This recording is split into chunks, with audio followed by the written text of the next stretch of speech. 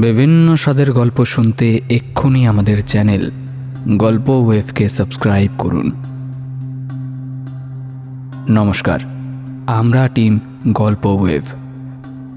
আজ আপনারা শুনবেন লেখিকা তনিমা সাহার কলমে একটি তারানাথ তান্ত্রিক ফ্যান ফিকশন গল্প, বন্ধ ঘর রহস্য। তাহলে আর বেশি দেরি না করে শুনতে থাকুন আমাদের আজকের গল্প, বন্ধ ঘর রহস্য।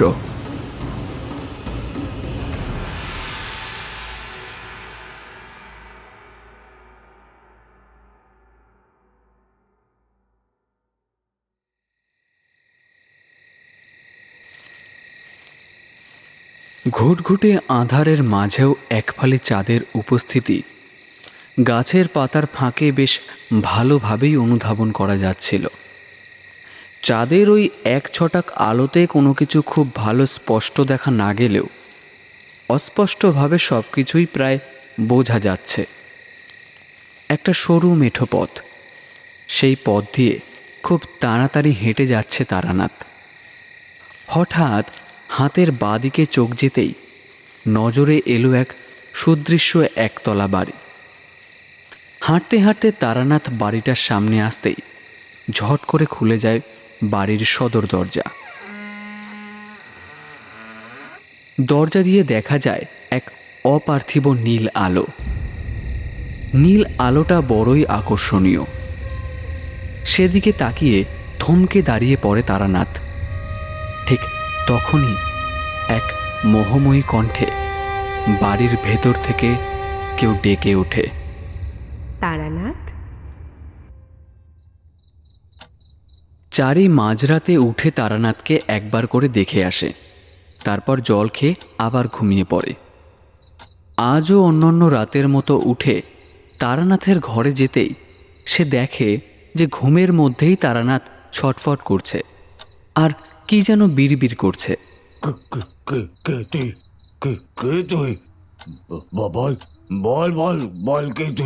চারি ছুটে এসে তারানাথের পা ধরে সামান্য জোরে ঝাঁকিয়ে দিয়ে কাতরে উঠে বলে, বাবা, বাবা তোমার কি হয়েছে? এমন করছো কেন বাবা? ও বাবা! চারির ডাকে লাফিয়ে ঘুম থেকে ওঠেন তারানাথ। চারির ভয় পাওয়া মুখের দিকে তাকিয়ে মৃদু হেসে তিনি বললেন, কি হয়েছে চারিমা? তোর চোখ মুখের এইরকম অবস্থা কেন? তুমি ঘুমের মধ্যে অমন করছিলে কেন বাবা? কি হয়েছিল তোমার? ও কিছু নয় রে মা, হয়তো কোনো দুঃস্বপ্ন দেখছিলাম। যাক, ভালোই করেছিস, আমাকে জাগিয়ে দিয়েছিস। যা, এবার কি ঘুমিয়ে পড় দেখিনি। চারি মাথা নেড়ে বেরিয়ে যায়। সেদিকে চোখ দিতেই তারানাথ আঁতকে ওঠেন। ও কি শেষ ছায়া? না, আগামীকালই গৃহশুদ্ধি করতে হবে। দেওয়ালের ঘড়ির দিকে তাকিয়ে দেখেন যে তখন রাত 2:30 বাজে। বিছানায় শুয়ে তারানাথ মনে মনে ভাবেন, ওই স্বপ্নটা আমি আবার কেন দেখলাম? আর ওই ছায়াটা, তবে কি আমার ক্ষমতা কমে আসছে, নাকি এই সব কিছুর পেছনে অন্য কিছু ইঙ্গিত দিচ্ছে? কথাগুলো ভাবতে ভাবতে খাটের এপাশ ওপাশ করতে করতে একসময় তারানাথ আবার ঘুমিয়ে পড়েন।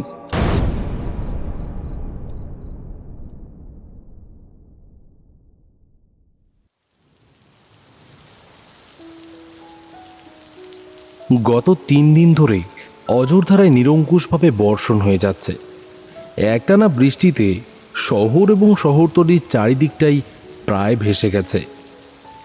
কিন্তু বৃষ্টির প্রবলতা যতই তীব্র হোক না কেন, সরকারি কাজে তা যেন কোনো প্রভাবই ফেলতে পারে না।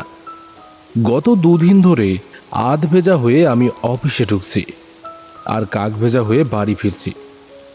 মা তাই আজ ব্যাগের ভেতরে প্লাস্টিকের থলেতে একটা শুকনো জামা, একটা লাল গামছা পুড়ে দিয়েছেন। অফিসে পৌঁছে আজ আমি দেখি অফিস প্রায় ফাঁকা। আমি সহ আরও গুটি কয়েকজন আছে অফিসে। অফিসে ঢুকে নিজের টেবিলটায় বসে ব্যাগ খুলে মাথাটা মুছে সামনের জানালার কাছ দিয়ে বাইরের বৃষ্টি দেখতে দেখতে ভারী উদাস হয়ে যায় আমার মনটা। নতুন পদোন্নতি হওয়ার পর আমার টেবিলে একটা ফোন লাগানো হয়েছে। আমি গালে হাত দিয়ে বৃষ্টির দিকে একরাশ মন খারাপ নিয়ে যখন তাকিয়েছিলাম, ঠিক সেই সময়ই ল্যান্ডফোনটা বেজে ওঠে।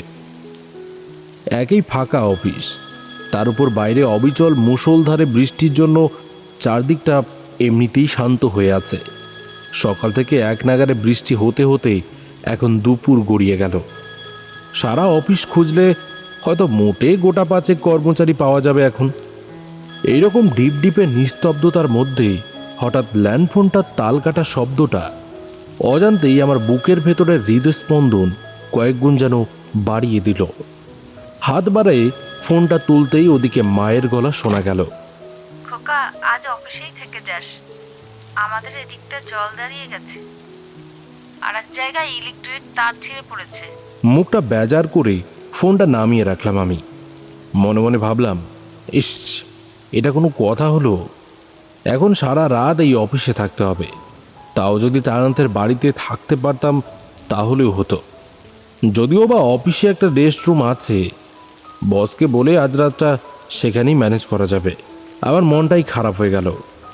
মন খারাপ করে জানালার বাইরে তাকালাম। বৃষ্টিটা তখন ধরে এসেছে। ঠিক এমন সময় আবার ঝনঝনিয়ে টেবিলের ওপর ল্যান্ডফোনটা বেজে ওঠে।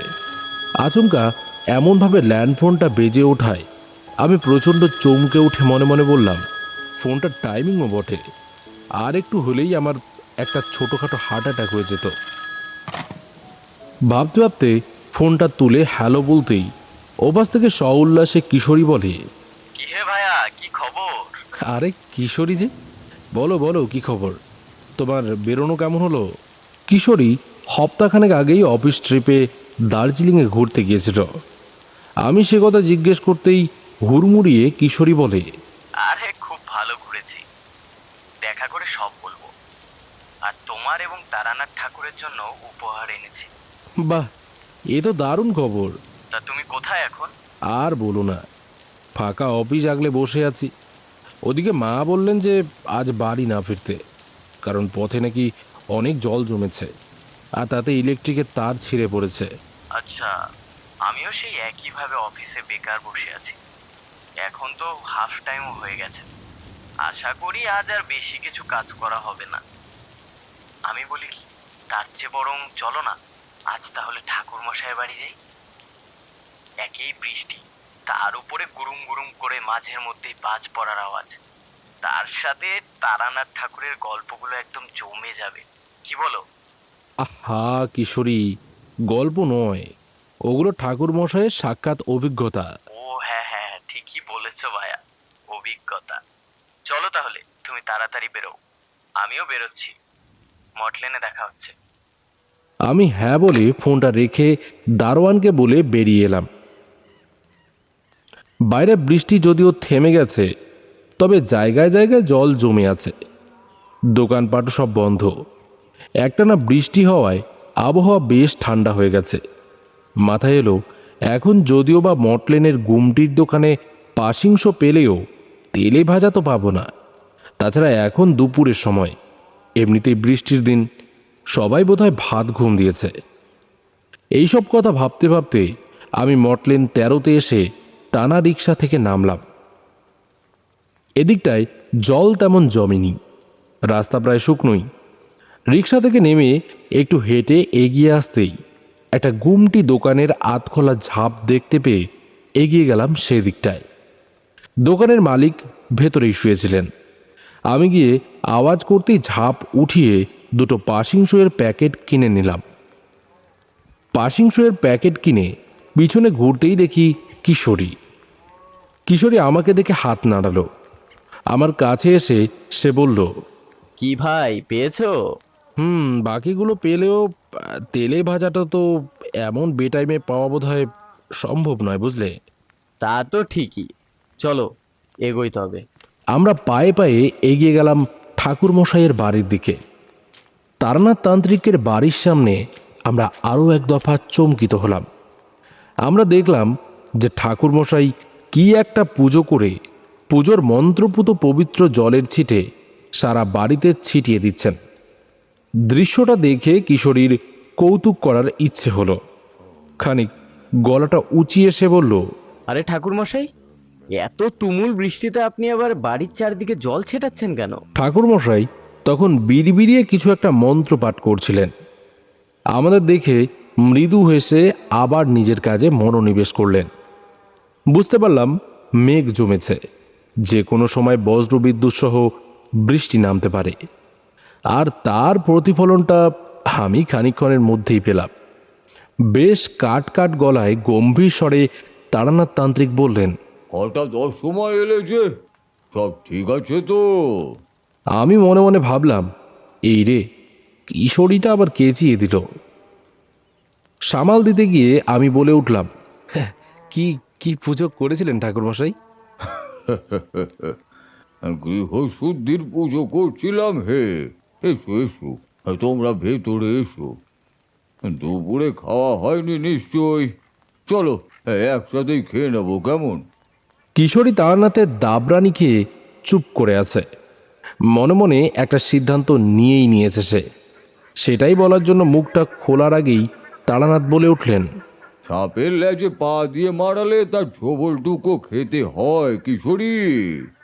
তুমি একা মানুষ, অফিস বা বাড়ি এবং মাঝে মধ্যে আমার এখানে আসা ছাড়া আর বিশেষ তোমার কোথাও যাওয়া হয় না। ফলে অনেক বিষয় তোমার জন্য খাটে না, কিন্তু আমার জন্য খাটে। আমি শুধু একটু মজাই করছিলাম ঠাকুরমশাই, আর আপনি এভাবে বললেন। কোথায় কখন কি বলতে হয় সেটা বুঝতে শেখো আগে কিশোরী। এবার বলে ফেলেছো ভালো, আর দ্বিতীয়বার বলো না। এই দেখো, এই ভেতরে আসো বিভূতি। আর চারিমা সবজি খিচুড়ির সাথে 5 রকম ভাজাও বানিয়েছে। ভেতরে ঢুকে দেখলাম কিশোরীর মুখটা একদম কালো হয়ে গেছে। আমারও মনটা খারাপ হয়ে গেল। প্রতিবার ঠাকুরমশাইয়ের কাছে আসার তাড়নাটা কিশোরীরই বেশি থাকে। আমিও তো কিশোরীর সাথেই এখানে আসতে পছন্দ করি। সেই কবে থেকে দুজনে একসাথে ঠাকুরমশাইয়ের বাড়ি আসছে আড্ডা দিতে। এটা ঠিক, ঠাকুরমশাইয়ের জীবন দর্শন অত্যন্ত গভীর, কিন্তু ঠাকুরমশাইয়েরও তো বয়স হয়েছে। সবসময় ঠাট্টা ইয়ার্কির জন্য প্রস্তুত থাকেন না। বাড়ির ভেতর ঢুকে দেখি ঘর লাগোয়া উঠোনের বেশ খানিকটা জায়গা জুড়ে টিন আর ছনের শেড দিয়েছেন। এতে বৃষ্টির ছাড় থেকে বেঁচে বৃষ্টি উপভোগ করা যায়। ঠাকুরমশাইয়ের মেজাজ দেখে মনে হলো হয়তো রাতে থাকার ব্যাপারটা সম্ভব হবে না, অগত্যা অফিসেই ফেরত যেতে হবে। কিশোরীর দিকে তাকিয়ে দেখি সে উদাস হয়ে উঠোনের এক দিকে তাকিয়ে আছে। আমি উঠে তার কাছে যাব, ঠিক সেই সময় আবার মনে হলো যে কেউ যেন এই দিকেই তাকিয়েছিল। আমি ফিরে তাকাতেই উধাও হয়ে গেছে। আমি মনে মনে ভাবলাম, কে ছিল ওখানে? তাছাড়া ঠাকুরমশাইয়ের বাড়ির চারিদিকটা বাঁশের শক্ত বেড়া দিয়ে ঘেরা।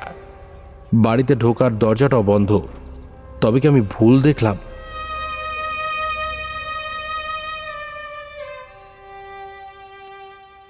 কই হে, খাবে তো নাকি? এই তাড়াতাড়ি এসো।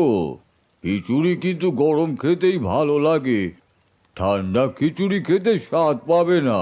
আমার ভাবনার মাঝেই ঠাকুরমশাইয়ের ভরাট কণ্ঠস্বর কানে এলো।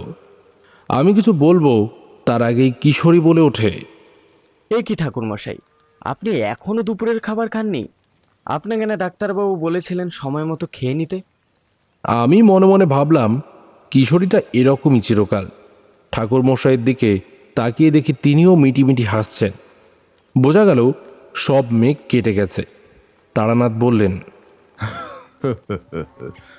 ওই একটু কাজ করছিলাম তো, তাই দেরি হয়ে গেল। তাছাড়া দেরি হয়ে তো ভালোই হলো, তোমরাও চলে এলে। আগে চলো খেয়ে নি, তারপর তোমাদের একটা জিনিস দেখাবো। কথাটা বলেই ঠাকুরমশাই মুখটা গম্ভীর করে আমি যেদিকে তাকিয়েছিলাম সেই দিকে তাকিয়ে আছেন। তারপর বেশ কঠিন গলায় বললেন, তোমরা ভেতরে যাও, আমি এক্ষুনি আসছি। আমরা আর শব্দ খরচ না করে ভালো ছেলের মতো হাত মুখ ধুয়ে খেতে বসে গেলাম। একটু পরেই ঠাকুরমশাইও চলে এলেন, মুখে তার প্রসন্নের হাসি। খাওয়া সেরে আমরা সবাই ঠাকুরমশাইয়ের ঘরে গিয়ে বসলাম। অবেলায় খাওয়ায় তখন বেলা গড়িয়ে 3:30 বেজে গেছে। ঠাকুরমশাইয়ের ঘরে ঢুকে দেখলাম যে তিনি এবার একটা বড় খাট বানিয়েছেন। আমরা সবাই খাটে বসে টুকটাক গল্প জুড়ে দিলাম। এমন সময় চারিমা এসে ঠাকুরমশাইকে বলে, বাবা, ওষুধটা খেয়েছো তুমি? এই রে, এই দেখেছিস, একদম ভুলে গেছি রে মা। এই তো এক্ষুনি খেয়ে নিচ্ছি। কিসের ওষুধ ঠাকুরমশাই? কি হয়েছে আপনার? বয়স হচ্ছে তো নাকি? বুড়ো বয়সে এমন অনেক ওষুধ বিশুধ খেতেই হয়। তোমরা যখন বুড়ো হবে তখন বুঝতে পারবে। কথাটা বলে ঠাকুরমশাই তার চিরপরিচিত অমায়িক হাসিটা দিলেন। চারি বেরিয়ে যেতেই আমি ঠাকুরমশাইয়ের দিকে পাসিং শোয়ের প্যাকেটটা এগিয়ে দিলাম। প্যাকেটটা হাতে নিয়ে একটা সিগারেট জ্বালিয়ে এক মুখ ধোয়া ছেড়ে ঠাকুরমশাই বললেন,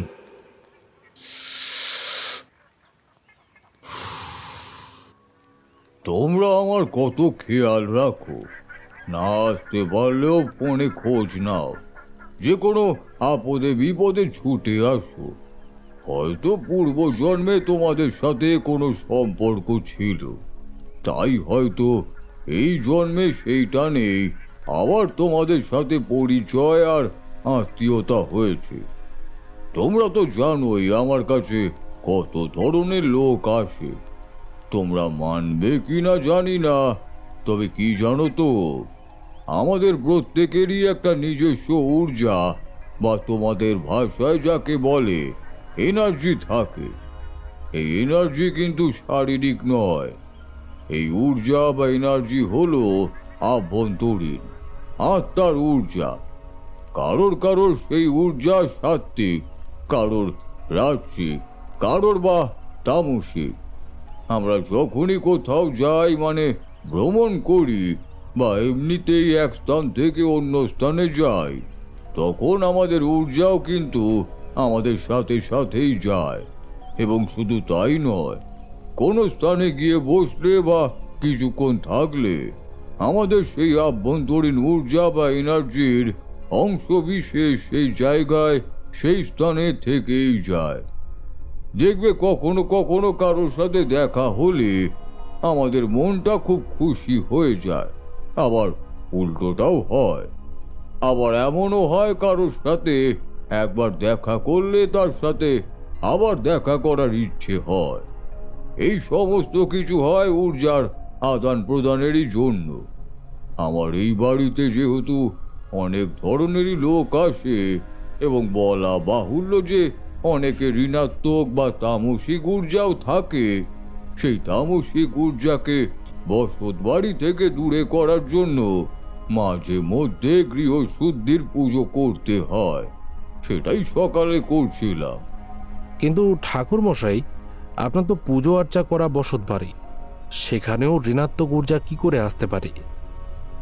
তারানাথ হঠাৎ উদাস হয়ে যান। আমি লক্ষ্য করলাম তার কপালে বিন্দু বিন্দু ঘাম জমে উঠল। আমি প্রচণ্ড অবাক হলাম। হঠাৎ দেখি তিনি কি যেন বিড়বিড় করছেন। এবার বিষয়টা কিশোরীও লক্ষ্য করে। সে ঠাকুরমশাইকে ডেকে বলে, ও ঠাকুরমশাই, কি হলো আপনার? হঠাৎ এমন করছেন কেন? আমি চট করে ঠাকুরমশাইয়ের হাতটা ধরলাম, কিন্তু ঠাকুরমশাইয়ের হাতটা ধরতেই আমি প্রচণ্ড চমকে উঠলাম। ঠাকুরমশাইয়ের হাত এত ঠান্ডা কেন? আমি চিৎকার করে চারিমাকে ডাকলাম, চারিমা, চারিমা, এদিকে একবার আয় তাড়াতাড়ি। আমার গলার আওয়াজ পেয়ে চারি ছুটে এ ঘরে আসে। আমি তাকে দেখেই বললাম, দেখ তো মা, বাবা এমন কেন করছে? তারানাথের দিকে তাকিয়ে চারিও ভয় পেয়ে গেল। কাতরে উঠে সে বলে, গত রাতেও বাবা এমন করছিল। তারপর তারানাথের দিকে তাকিয়ে তার হাত দুটো নিজের হাতের কোলে নিয়ে হালকা ঘষতে ঘষতে বলে, বাবা, ও বাবা, কি হয়েছে তোমার? এমন করছো কেন তুমি? ডাক্তার ডাকবো? ও বাবা। চারির ডাকাডাকিতে তারানাথ একটু সুস্থ হলেন। হয়তো একেই বলে আত্মার টান, যাকে উপেক্ষা করার ক্ষমতা স্বয়ং ঈশ্বরেরও নেই। সুস্থ হতেই ঠাকুরমশাই আমার দিকে তাকিয়ে বললেন, তুমি যে আজ আমার এখানে থাকবে সেটা কি বাড়িতে জানিয়েছো? যাও, গিয়ে বাড়িতে ফোন করে জানিয়ে দাও। হ্যাঁ হ্যাঁ যাচ্ছি। এই বলে আমি তাড়াতাড়ি বিছানা থেকে নেমে পাশের ঘরের দিকে যেতে যেতে পিছন ফিরে ঠাকুরমশাইয়ের দিকে তাকালাম। দেখলাম ঠাকুরমশাই সেই আগের মতোই মিটিমিটি হাসছেন। মাকে ফোনে জানিয়ে দিলাম যে আজ রাতে ঠাকুরমশাইয়ের বাড়িতেই থাকব। বুঝতে পারলাম মাও খানিকটা নিশ্চিন্ত হলেন। ফিরে আসার সময় আবার নজর গেল জানালার ধারটায়। সেখানে দুটো অপূর্ব সুন্দর গোলাপ ফুটে আছে। গোলাপ দুটোর রং কমলা। আমি ফোন সেরে ফিরে এসে বললাম, গোলাপ দুটোর কি সুন্দর রং ঠাকুরমশাই। আর এটাই তো তোমাদের দেখানোর ছিল। কয়েকদিন আগে এক যজমান ফুলের চারা গাছটা বাড়ি বয়ে এসে দিয়ে গেলেন। কথাটা বলতে বলতে তারানাথ হঠাৎ উদাস হয়ে বলেন, রং রং বড় ঝামেলার বস্তু হে, বুঝলে বিভূতি? আমার নাকে গল্পের গন্ধ লাগলো। রং কেন ঝামেলার বিষয় ঠাকুরমশাই? রং নিয়ে কি আপনি কোনোদিনও কোনো ঝামেলায় পড়েছেন? তারানাথ পাসিং শোয়ের প্যাকেট থেকে একটা সিগারেট নিয়ে দীর্ঘ একটা টান দিয়ে বলেন, ঠিক ঝামেলা নয়, তবে বেশ বিপদে পড়েছিলাম, সে কথা সত্য। তবে কি জানো, মধুসুন্দরী দেবী এবং মা তুপাগলির আশীর্বাদ আমার সাথে সব সময়ই ছিল এবং ভবিষ্যতেও থাকবে। সেই কারণেই ওই বিপদের গহ্বরে পড়েও তা থেকে বেরিয়ে আসতে পেরেছি। গল্পের গন্ধ পেয়ে আমি আর কিশোরী গুছিয়ে বসলাম। বাইরে মেঘটা আবার গুরু গুরু করছে। মেঘলার সান্ধ্য বিকেলের সাথে তারানাথ ঠাকুরের সত্যি ভৌতিক অভিজ্ঞতা মিশে গিয়ে একটা সোনায় সোহাগা ব্যাপার ঘটে যাবে। ঠাকুরমশাই মাথার বালিশটা খাড়া করে তাতে হেলান দিয়ে সিগারেটটায় শেষ টান দিয়ে খাটের পাশে একটা ছোট টুলে খাবার জলের ঢাকা ঘটির পাশে রেখে নারকেল মালাটায় সেটা চেপে বুঝিয়ে দিলেন। তারপর গলাটা খানিক ঝেড়ে বলতে শুরু করলেন, ঘটনাটা জবেকার তখন বনে দিয়ানা দেখানোর জন্য ঘোড়ার গাড়ি ব্যবহৃত হতো। সমাজের একটা উঁচু স্থানের লোক বোঝাতে বাবু কথাটা মূল নামের সামনে ব্যবহার করা হতো। আমার এক যজমান বাবু দীননাথ মল্লিক একদিন তার প্রিয় কালো ঘোড়ার গাড়িটা ছুটিয়ে আমার সাথে দেখা করতে এলেন। এক সময় আমি ওনার গৃহদোষ সমাপ্ত করার জন্য গৃহ শান্তির পুজো করেছিলাম এবং ওনার এক আত্মীয়ের কুণ্ডলী দোষের সমস্যা মেটাতেও সাহায্য করেছিলাম বলে তিনি আমাকে ধন্যবাদ জানাতে এসেছিলেন। তখন আমি অবিবাহিত, গাঁয়ের বাড়িতেই থাকতাম বাবা মায়ের সাথে। সেই যজমান এসে কথায় কথায় এক অদ্ভুত কথা বললেন। আমি তোমাদেরকে তার বলা বর্ণনা অনুযায়ী গল্পটা বলছি।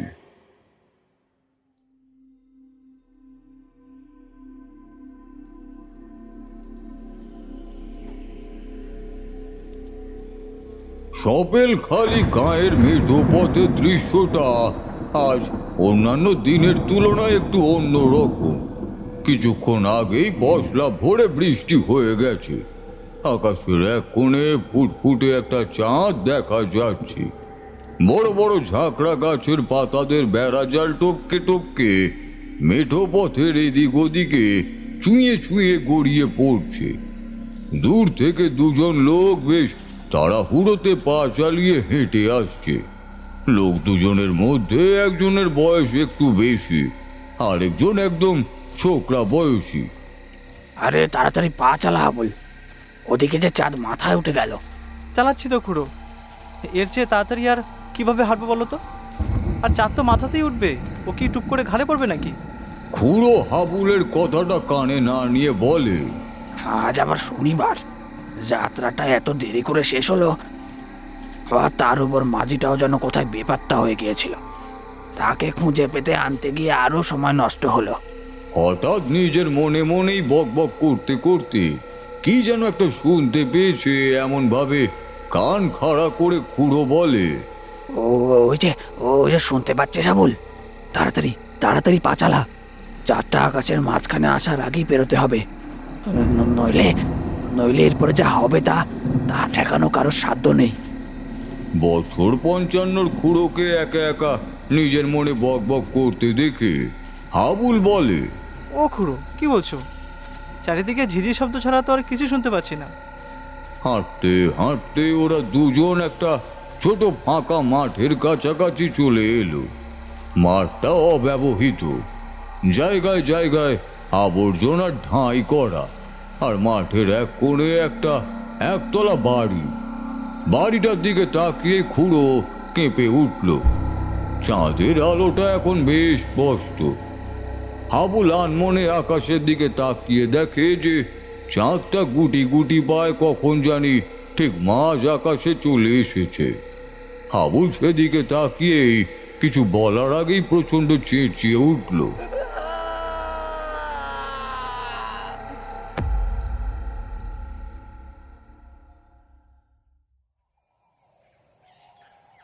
পরদিন সপেল খালি গাঁয়ের মানুষরা হাবুল আর খুড়োর খোঁজে চারিদিকে বেরিয়ে পড়ে। আগের দিন দুপুরের পরেই তারা যাত্রা দেখতে গিয়েছিল 2 গ্রাম পেরিয়ে, কিন্তু রাত পেরিয়ে গেলেও তারা দুজন ফিরে এলো না। হাবুলের বিধবা মা আশপাশের বাড়িতে গিয়ে সাহায্য চাওয়ায় তারা তখন খুঁজতে বেরোয়। সবে তখন সকাল হব হব করছে। পাখিরা সব নিজেদের আস্তানা ছেড়ে বেরিয়ে পড়েছে খাবারের খোঁজে। গ্রামের লোকেরা খুঁজতে খুঁজতে গ্রামের বাইরের মেঠো পথটা এসে সেখানকার দৃশ্য দেখে প্রচণ্ড আতঙ্কিত হয়ে ওঠে। তারা দেখে যে খুড়োর রক্তাক্ত মৃতদেহটা একদিকে লুটিয়ে আছে, মাটিতে যেন রক্ত বন্যা বয়ে গেছে, আর হাবুলের সারা শরীরে রক্ত মাখা।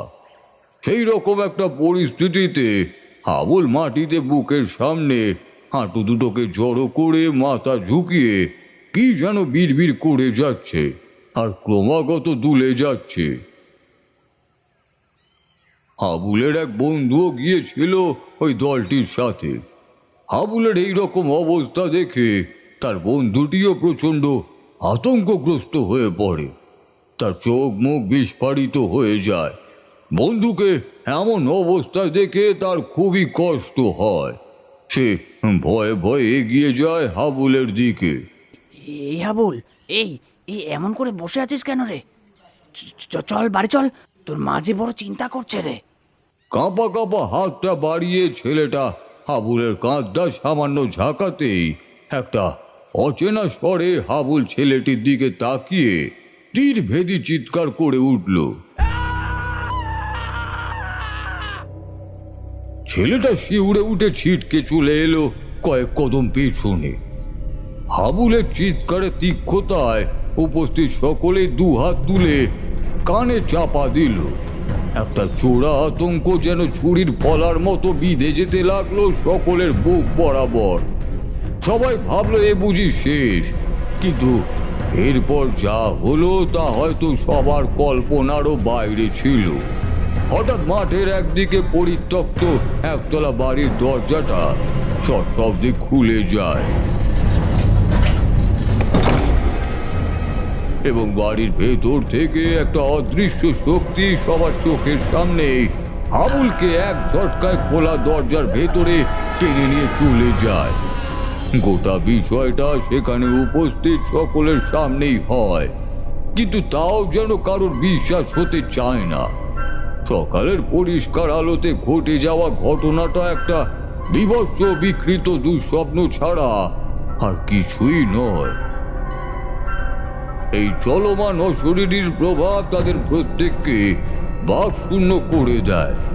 হয়তো সে সময় কান পেতে শুনলে গাছ থেকে ঝরে পড়া পাতার শব্দটাও শোনা যেত।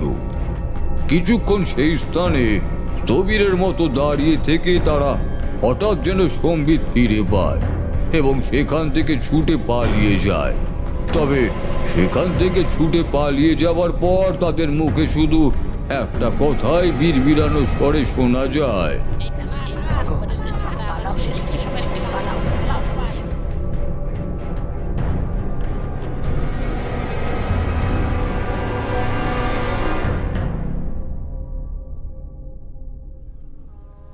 ঠাকুরমশাইকে মাঝপথেই আবার থামিয়ে কিশোরী বলে ওঠে, মল্লিক বাড়ি?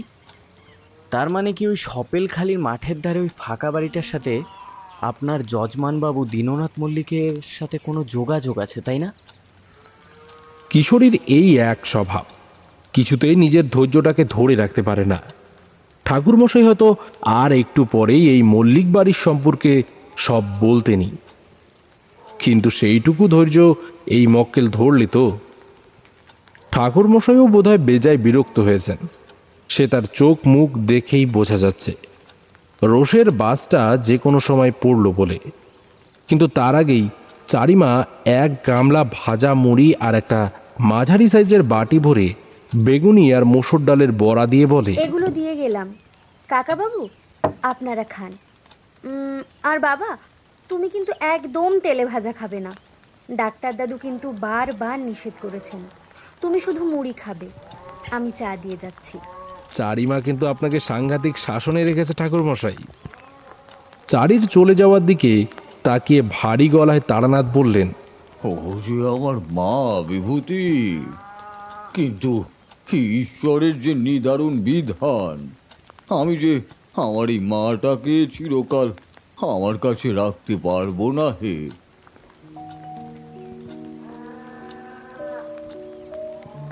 কথাগুলো বলতে বলতে তারানাথের গলাটা বুজে আসে।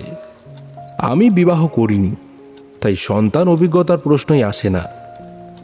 তবুও যেন ঠাকুরমশাইয়ের কথাগুলো কোথাও গিয়ে আমার মনের ভেতরে বিঁধল। অজান্তেই আমার চোখ দিয়ে এক ফোঁটা জল গড়িয়ে পড়ল। আমি কেউ দেখার আগেই তা চট করে মুছে নিলাম। কিশোরী এক খাবলা মুড়ি আর একটা বেগুনি সহযোগে মুখে পুরেই একটা তৃপ্তির শব্দ বার করে বলে, আহা চারিমা, মুড়িটা কি দারুণ ভেজেছ, আর তার সাথে এই বড়াটা যা যাচ্ছে না কি বলবো। কিশোরীর কথা শুনে ঠাকুরমশাই খুব খুশি হলেও মুখে বললেন, হ্যাঁ, তো যেটা বলছিলাম, হ্যাঁ কিশোরী, তুমি ঠিকই ধরেছ। সপেলখালির ওই বাড়িটার সাথে আমার সেই যজমান ভদ্রলোকের একটা সংযোগ ছিল। ওই বাড়িটি ছিল আমার যজমানের কাকার বাড়ি, কিন্তু বিশেষ একটা কারণে কাকার সাথে সম্পর্ক তাদের ভালো ছিল না। দীননাথ মল্লিকের কাকা দয়াল মল্লিক ছিলেন সপেলখালি গ্রামের জমিদার। কিশোরী আবার তার উস্কুসানি স্বভাবের জন্য ফস করে বলে ওঠে, জমিদার মানে? সেটা বাবু দীননাথের পৈতৃক ভিটা বা পৈতৃক সম্পত্তি? আমি প্রমাদ গুনলাম। এই বুঝি ঠাকুরমশাই বেঁকে বসে। কিন্তু আমাকে অবাক করে দিয়ে ঠাকুরমশাই বলে উঠলেন, ঠিক বলেছ, কিন্তু কথাটা ঠিক হয়েও ঠিক নয়। দীননাথ মল্লিকের বাবার অর্থনৈতিক অবস্থা ভালো হলেও তার কাকা দয়াল মল্লিকের অবস্থা অতটা ভালো ছিল না। সব সময় কোনো না কোনো দুষ্কর্মে জড়িয়ে থাকতেন দয়াল মল্লিক। সপেলখালি খুব একটা বর্ধিষ্ণু গ্রাম নয়। সে সময় জুয়ো খেলার খুব চল ছিল। সপেলখালির প্রকৃত জমিদার জুয়োতে এই গ্রামের সত্তা দীননাথের কাকার কাছে হেরে গিয়েছিলেন। তাই জমিদারিটাও প্রকৃতপক্ষে দীননাথের কাকা দয়াল মল্লিকের ছিল না। এই জমিদারি তিনি জুয়োতে জিতেছিলেন। কি অদ্ভুত ভাব দেখিনি! মানুষের লোভ, লালসা, ভোগ, নেশা একটা সুস্থ সবল শিক্ষিত মানুষকে কোথায় নামিয়ে নিয়ে যেতে পারে।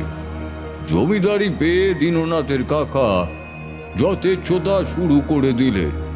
খবরটা পেয়ে দীননাথের বাবা গেলেন তার কাকার কাছে। দীননাথ বাবুও গিয়েছিলেন বাবার সাথে, কিন্তু মূল জমিদার বাড়িতে তারা তাকে পেলেন না।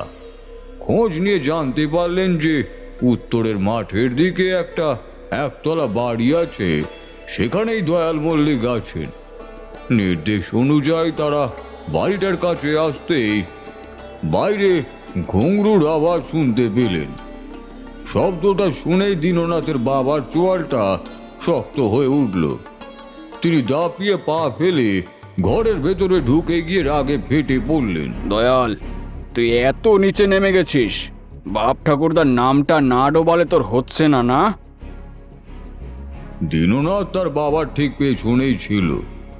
বাবার পেছন পেছন ঘরের ভেতরে ঢুকে দেখেন যে কিছু ক্রন্দর্তা গ্রাম্য মহিলা, মেয়েরা পায়ে ঘুঙরু পরে নৃত্য করছে ও দয়ালের হাতে ধরা একটা চাবুক।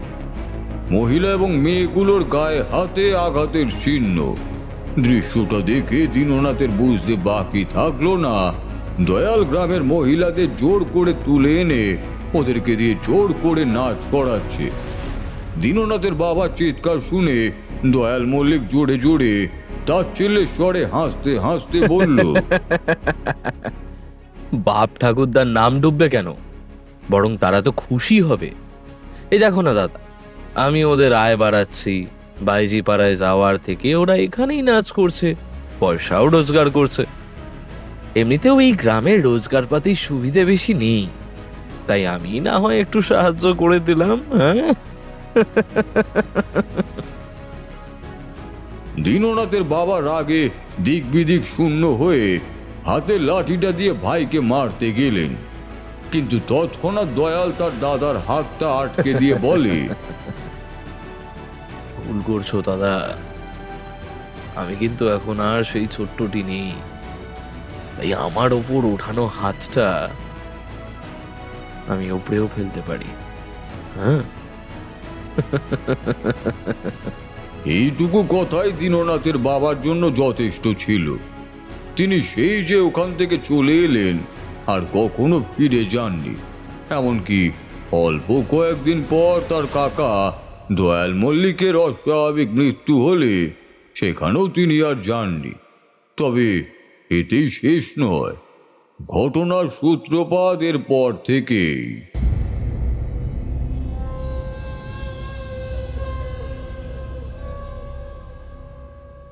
সপেলখালির গ্রামের লোকেরা হঠাৎই অসুস্থ হয়ে পড়তে শুরু করে। অদ্ভুতভাবে কোনো রকম চিকিৎসার সুযোগ না দিয়ে মাত্র একদিনের মধ্যেই মারা যাচ্ছেন তারা। মনে হচ্ছে যেন গ্রামে মড়ক লেগেছে। এই সবটুকু দীননাথ বাবুর কাছ থেকে শুনে আমি বললাম, মড়ক নয় দীননাথ বাবু, গ্রামের ওপর দীর্ঘশ্বাস পড়েছে, অসহায়ের দীর্ঘশ্বাস, চাপা ক্ষোভের দীর্ঘশ্বাস। দীননাথ বাবু, যা দেখা যাচ্ছে সেটা আসল নয়। আমাকে সেখানে যেতে হবে, তাহলেই বুঝতে পারবো আসল ব্যাপারটা কি। হ্যাঁ, আপনি যাবেন ওখানে? খুব ভালো হয়, তাহলে মানুষগুলো একটু রেহাই পায়। আমি বুঝতে পারছিলাম যে পারিবারিক অসন্তোষের কারণে তিনি সপেলখালির জন্য আমার কাছে সাহায্য চাইতে পারছিলেন না, কিন্তু কিছু নির্দোষ মানুষ অকারণে দুর্ভোগ সইবে সেটাও তো ঠিক নয়। তাহলে মধুসুন্দরী দেবী এবং মাতু পাগলি কি আমাকে ক্ষমা করবে? আমার মনোভাব শুনে দীননাথ বাবু কিছুটা যে নিশ্চিন্ত হলেন সেটা বেশ বোঝাই গেল। শত হোক, ওই গ্রামের নিরীহ বাসিন্দাদের প্রতি তারও তো একটা দায়িত্ব বর্তায়। আমি অনতি বিলম্বে সপেলখালি পৌঁছুলাম, কারণ আমার মন বলছিল যে ঘটনা যতটা সোজা দেখাচ্ছে ততটা সোজা নয়। আর হলেও ঠিক তাই। দীননাথ বাবু বলেছিলেন যে গ্রামবাসীরা হঠাৎই অসুস্থ হয়ে মারা যাচ্ছিল, সেটা কিন্তু সঠিক ছিল না। এখানেও রং পরিবর্তন ছিল। মানুষগুলো আসলে মারা যাচ্ছিল না, তারা মাঠের শেষে ওই একতলা বাড়িটার ভেতরে চলে যাচ্ছিল, কিন্তু তারপর আর কেউই বেরুচ্ছিল না। পরদিন ওদের রক্তাক্ত দেহ পাওয়া যাচ্ছিল বাড়ির বাইরে। সেই দেহ দেখে মনে হচ্ছিল যে কেউ যেন উল্লাস করতে করতে তাকে হত্যা করেছে। আমি সপেলখালি পৌঁছে গ্রাম প্রধান সজল মণ্ডলের থেকে আবার সবটা শুনলাম। সবটা শুনে গ্রাম প্রধানকে বললাম, এত কথা আপনি দীননাথ বাবুকে কেন বলেননি? এত কথা বললে যে তিনি আপনাকে পাঠাতেন না। আপনি তো জানেনই উনি এইসবে কতটা সংস্কারপন্ন। তাছাড়া ওনার কাকা এই গ্রামের জমিদারিটা অনৈতিকভাবে হস্তগত করেছিলেন বলে তিনি পারতপক্ষে এখানে আসতেন না। কিন্তু ঠাকুর মশাই, এইসবের মধ্যে আমাদের কি দোষ বলুন তো? হ্যাঁ, আমরা এই সমস্যা সমাধানে কোথায় যাই? এদিকে দিনের পর দিন গাঁ একেবারে খালি হয়ে যাচ্ছে যে। মাঠের ধারের বাড়িটার দিকে যেতে যেতে এই কথা হচ্ছিল আমাদের। আমার পৌঁছতে পৌঁছতে বিকেল হয়ে গিয়েছিল। যখন বাড়িটার দিকে যাচ্ছিলাম তখন প্রায় ভর সন্ধ্যা। বাড়িটার সামনে পৌঁছানোর পর দেখি আর 5টা সাধারণ একতলা বাড়ির মতোই এই বাড়িটা, কিন্তু তবুও বাড়িটাকে দেখে আমার বেশ একটা খটকা লাগে। হঠাৎ আমার নজরে আসে বাড়িটার ভেতর থেকে একটা মিটমিটে আলো বেরিয়ে আসছে, কিন্তু বাড়িটির দরজা জানলা সবই বন্ধ। জানতে পারলাম এই বাড়িতেই দয়াল মল্লিকের অস্বাভাবিক মৃত্যু হয়। হঠাৎ আমাদের দুজনকে চূড়ান্ত অবাক করে দিয়ে বাড়ির সদরটা শটান হয়ে খুলে গেল।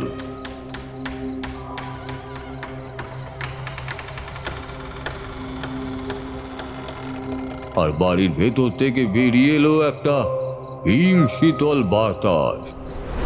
আমি চোখ ঘুরিয়ে দেখলাম গ্রাম প্রধান মন্ত্রমুগ্ধের মতো এগিয়ে যাচ্ছে ওই খোলা দরজাটার দিকে। আমি সঙ্গে সঙ্গে আগে নিজের গাত্র বন্ধন করে তারপর সজল বাবুর গাত্র বন্ধন করলাম। ঠিক তখনই তার ঘোর ভাঙল। আমরা তৎক্ষণাৎ সেখান থেকে চলে আসলাম। আমি পেছন ঘুরে না তাকালেও স্পষ্ট বুঝতে পারছিলাম যে একটা নিরাকার কায়া গোটা বাড়িটাকে একটা কৃচ্ছ কালো ছায়াবৃত্তের মধ্যে ঢেকে রেখেছে। রাতের থাকাটা গ্রাম প্রধানের বাড়িতে নির্দিষ্ট করা ছিল। রাতের খাওয়া দাওয়া মিটিয়ে নিয়ে আমি হাঁটতে হাঁটতে আবার ওই বাড়িটার সামনে আসি। আমার কেন জানি না মনে হচ্ছিল বাড়িটা আমাকে কিছু বলতে চায়। বাড়িটার কাছে গিয়ে যখন দাঁড়ালাম তখন দেখি আকাশে একটা ফকফকে চাঁদ উঠেছে। আমি সামনে গিয়ে দাঁড়াতেই কিছুক্ষণ পরে বাড়ির দরজা খুলে গেল। আমার ষষ্ঠ ইন্দ্রিয় জানান দিচ্ছিল কিছু একটা ভয়ঙ্কর হতে চলেছে। তাই আমি এবার আর ভুল করিনি। আমি আগেই গাত্রবন্ধন করে নিয়েছিলাম। দরজাটা খোলা দেখে আমি ধীরে ধীরে বাড়িটার দিকে এগিয়ে গেলাম। সজলবাবু বলেছিলেন যে বাড়িটায় বেশ কয়েকটা ঘর আছে, কিন্তু আমি ভেতরে ঢুকে দেখলাম যে বাড়িটায় একটাই ঘর। ঘরের ভেতরটা অন্ধকার হওয়া সত্ত্বেও হালকা হালকা বোঝা যাচ্ছিল। আমার মনে হলো যে এখানে কিছু একটা গন্ডগোল আছে। সেখান থেকে বেরোনোর ইচ্ছে হলেও বেরোনো সম্ভব ছিল না, কারণ বাড়ির দরজা বন্ধ হয়ে গেছে।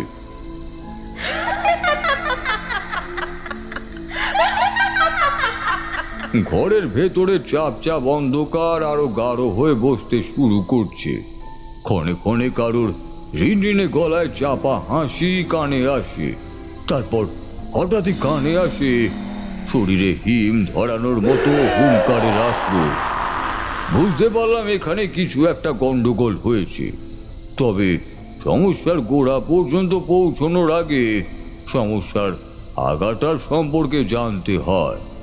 তোমরা তো জানোই যে সাধারণ মানুষ খুব বেশিক্ষণ অন্ধকারের মধ্যে থাকলে সে অন্ধকারেই আবজা আবজা দেখতে পায়।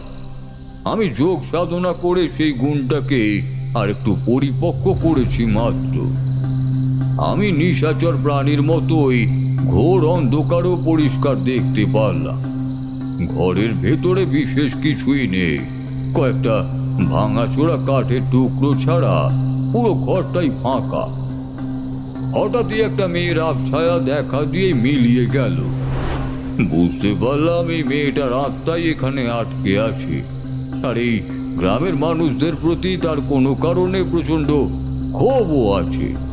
কিন্তু কেন এই ক্ষোভ, আর এই মেয়েটাই বা কে? এই সব প্রশ্নের উত্তর জানা আমার অত্যন্তই প্রয়োজন। আমি সেখানেই একটা জায়গায় আসন পেতে বসে এক মনে মধুসুন্দরী দেবীর ধ্যান করতে লাগলাম। আমি যখন ধ্যানে বসেছি তখন স্পষ্ট বুঝতে পারছিলাম যে ঘরের ভেতরের পরিবেশ ক্রমে ক্রমে ঠান্ডা হচ্ছে। ঘরের ভেতরের তাপমাত্রা তখন এতটাই ঠান্ডা হয়ে গেছে আমি রীতিমতো কাঁপতে শুরু করেছি। তখন কিন্তু সময়কাল ছিল দাবদাহ গ্রীষ্মের। ওই রকম গরমে এইরকম হিমশীতল আবহাওয়া হওয়া মানেই হলো বাড়ির ভেতরে যে অশরীরী প্রেতাত্মা রয়েছে সে আমার ধ্যান ভাঙার চেষ্টা করছে। আমি তবু আরো নিবিষ্ট মধুসুন্দরী দেবীকে ডাকতে লাগলাম। খানিক পরেই আমি বুঝতে পারলাম যে ঘরের ভেতরের তাপমাত্রা ধীরে ধীরে উষ্ণ হচ্ছে। বুঝতে পারলাম দেবী এসেছেন। আমার ভাবনাকে সত্যি করে দিয়ে আমার কানে বেজে উঠল দেবীর সুমিষ্ট সুমধুর কণ্ঠস্বর। তারানাথ, তোর ডাকে সাড়া না দিয়ে কি পারি বল? কিন্তু আমি যে তোর কাছে আসতে পারবো না বাছা। তুই যেখানে বসে আছিস সেখানে অনেক কুকর্ম হয়েছে, যার কিছুটা হলেও তুই নিশ্চয়ই টের পেয়ে গেছিস। বাছা, মেয়েটার আত্মাকে মুক্তি দে, নইলে যে এই গ্রামের কেউ বাঁচবে না বাছা, কেউ না। সে সবাইকে টেনে নেবে, সবাইকে। আমি স্পষ্ট বুঝতে পারলাম এই কাহিনীর গুঁড়ি অনেক গভীর। সবার আগে আমাকে সেটা জানতে হবে। এবার মনে মনে মাতু পাগলিকে স্মরণ করে তার সাহায্য প্রার্থী হলাম। অনুভব করলাম মাতু পাগলি তার আশীর্বাদে স্নেহপূর্ণ হাত আমার মাথার উপর রাখলেন। আমি মনে মনে বেশ ভরসা পেলাম। চোখ খুলে কোমল স্বরে সেই অশরীরীকে জিজ্ঞেস করলাম, কে তুই? কি চাস? কেন নিরীহ গ্রামবাসীদের এইভাবে অকারণে শাস্তি দিচ্ছিস? আমার কথাটা শেষ হওয়া মাত্রই একটা তীব্র কান্নার স্বর কানে আসে। ঘরের ভেতরে হঠাৎই বাতাসের তাণ্ডব শুরু হয়ে যায়। কান্নার মাত্রা বৃদ্ধির সাথে সাথে বদ্ধ ঘরের ভেতর বাতাসের তাণ্ডব সমান হারে বৃদ্ধি পেতে থাকে। থাম, তুই শান্ত হ। আমি শুধু জানতে চাই তুই কেন এই নিরীহ মানুষগুলোকে কষ্ট দিচ্ছিস? নিরীহ? এরা নিরীহ না, এরা মোটেও নিরীহ নয়। আমার কান্না সেদিন এরা কেউ শোনেনি। কত অনুরোধ করেছিলাম সবাইকে আমাকে বাঁচাতে, ওই নিষ্ঠুর দয়াল মল্লিকের বিষাক্ত হাত থেকে আমাকে বাঁচাতে। কেউ আসেনি সেদিন, চোখের সামনে দিয়ে টেনে নিয়ে গেছে। কেউ আসেনি, কেউ না। কে তুই? কোথায় তোর বাড়ি? বল, বল আমাকে। আমি নীলা, আমি এই কাহিনী। আমার বাবা ছিলেন একজন গরিব চাষি। ক্ষেতের কাছে আমি বাবাকে সাহায্য করতাম। সে বছর এত বৃষ্টি হলো যে সব ফসল ভেসে গেল। সে বছরই শয়তান দয়াল মল্লিক আমাদের জমিদার মশাইকে ধোঁকা দিয়ে জমিদারি হাতিয়ে নিল। তারপর শুরু করলো আমাদের উপর অকথ্য অত্যাচার, অত্যধিক কর চাপিয়ে দিল। তাতেও শান্তি হয়নি ওই পাষণ্ডের। গায়ের মেয়েদের মহিলাদের ধরে এনে এখানে এই বাড়িতে জোর করে নাচ করাতো। যেসব করতে চাইতো না তাকে চাবুক দিয়ে মারত। যেদিন আমার চোখের সামনে আমার বাবাকে হত্যা করে আমাকে এই গ্রামের সবার সামনে টেনে হিঁচড়ে নিয়ে আসে, সেদিন আমি সবার কাছে হাত জোড় করে কাতরভাবে আর্জি জানাচ্ছিলাম, কিন্তু কেউ এগিয়ে আসেনি। শয়তানটা আমাকে টেনে এখানে এনে বলপূর্বক পুরুষত্ব দেখিয়েছে। তারপর বন্ধ করে রেখেছে একটা ঘরে। সে এখানে আসতো, বাড়ি বাড়ি আসতো। তারপর একটা সময় আমি আর সহ্য করতে না পেরে মারা যাই। আমাকে ওইখানে পুঁতে দেয় ওই জানোয়ারটা। আমি মনে মনে ভালোই বুঝতে পারলাম যে একে যদি মুক্ত না করতে পারি তাহলেই গ্রামের আরো সর্বনাশ হবে। কিন্তু আমার মনের কথাটা ওই পিশাচিনী নীলা বুঝতে পেরে যায়। হৃদয় হিম করা চিৎকারের স্বরে সে বলে ওঠে,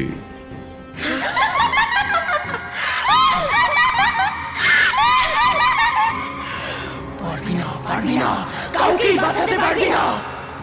বাকিদের কথা ছাড়, তুই নিজেকে বাঁচাতে পারবি তো? তবে রে, তোর এত বড় সাহস! তুই জানিস আমি কে? শোন, আমি তোর কোনো ক্ষতি করব না। ভালোই ভালোই বলছি, ছেড়ে দে এদেরকে।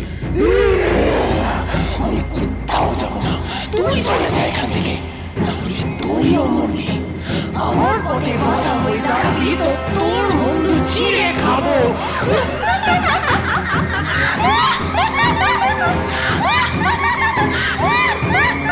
আমি বেশ বুঝতে পারলাম যে এখানে আমি ফেঁসে গেছি এবং এখান থেকে উদ্ধারের একটাই উপায়। আমাকে নীলার দেহকে খুঁজে বের করতে হবে, তারপর তার দাহ সংস্কার করতে হবে। এইটুকু ভেবে আমি যে মাত্র পা বাড়ালাম, হঠাৎই কোত্থেকে এক গাছা শেকল এসে আমার পায়ে জড়িয়ে গেল। সঙ্গে সঙ্গে মন্ত্রপাঠ করতে শুরু করলাম। ঘরের মধ্যে তখন বাতাসের তাণ্ডব থেমে গিয়ে যেন ঘূর্ণিঝড় উঠেছে, আর তার সাথে সাথে তাল মিলিয়ে গুঞ্জরিত হচ্ছে পিশাচিনীর অট্ট হাসি। আমি চোখ বন্ধ করে মন্ত্রপাঠ করতে করতে এগোতে লাগলাম সামনের দিকে। চোখ বন্ধ থাকায় সঠিক দিক নির্দেশ করা মুশকিল ছিল। আমি যতই এগোচ্ছিলাম ঝড়ের তাণ্ডব তত বাড়ছিল। কিছুক্ষণ এমনভাবে চলার পর হঠাৎই আমার মনে হলো ঝড়টা শান্ত হয়ে গেছে। নাকে আসলো তীব্র কটু দুর্গন্ধ। চোখ খুলে দেখলাম আমি একটা ঘরে আছি, কিন্তু ঘরটার কোনো জানালা নেই, ভেতরে কোনো বাতাস নেই। যে কোনো সাধারণ মানুষ হলে সে শ্বাসরুদ্ধ হয়েই মারা যাবে, কিন্তু আমি যোগ ধ্যানে সিদ্ধহস্ত ছিলাম, তাই বাতাস ছাড়া আমি শ্বাস নিতেও পারি। চোখটা খুলতেই আমি দেখলাম জায়গাটা কোনো একটা বদ্ধ ঘর। হয় ঘরটাকে জোরপূর্বক বন্ধ করা হয়েছে, নয়তো এটা কোনো গুপ্ত ঘর। আমি বুঝলাম এখানে নীলাকে পুঁতে রাখা হয়েছে।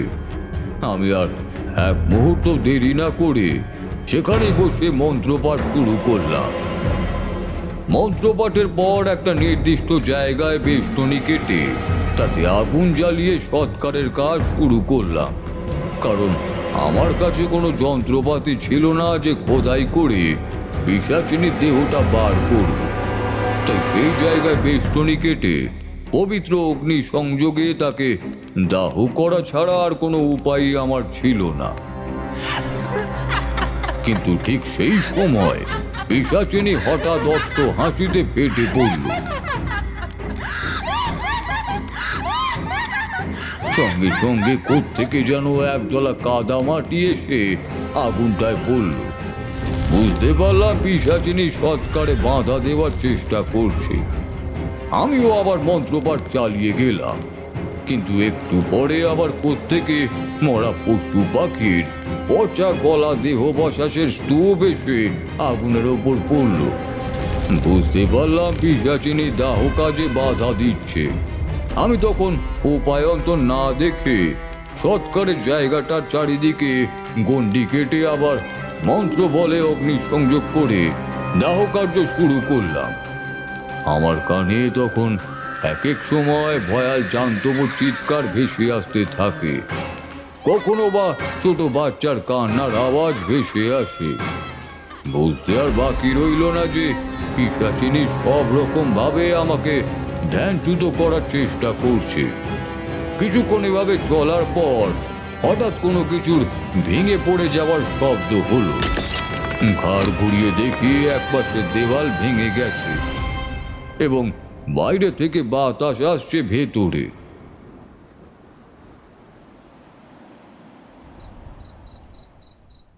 এতটা বলে তারানাথ চুপ করলেন। ঘরের ভেতরে তখন শ্মশান স্তব্ধ। ঘোর ভাঙে চারি মায়ের ডাকে। বাবা, রাত তো অনেক হলো, খাবে না? তুই ভাতটা বার মা, আমরা আসছি। সেদিন খেতে বসে আর কারোর মুখে কথা ছিল না। আমি লক্ষ্য করেছিলাম ঠাকুরমশাই যেন অদ্ভুত রকমভাবে গম্ভীর হয়ে আছেন।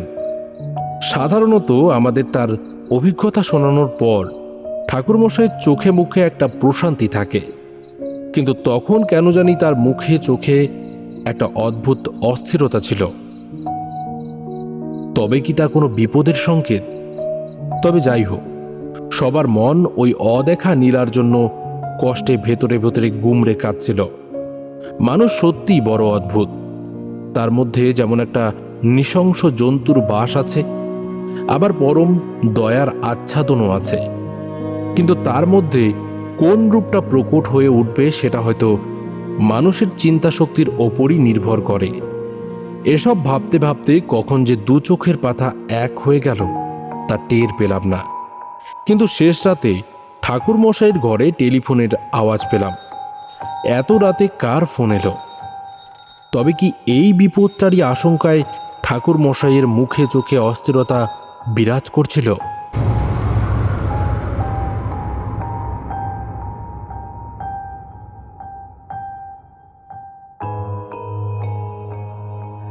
এতক্ষণ শুনছিলেন লেখিকা তনিমা সাহার কলমে তারানাথ তান্ত্রিক ফ্যান ফিকশন গল্প বন্ধ ঘর রহস্য। আজকের গল্পটা আপনাদের কেমন লাগলো সেটা অবশ্যই কমেন্ট বক্সে কমেন্ট করে জানাবেন। আজকের গল্পে অভিনয় করেছেন বুবাই, ইরফান, সুদীপ, মৌমিতা, খুশি, সুমন, সৌরভ, দুলাল, মুকুল এবং আমি শুভঙ্কর।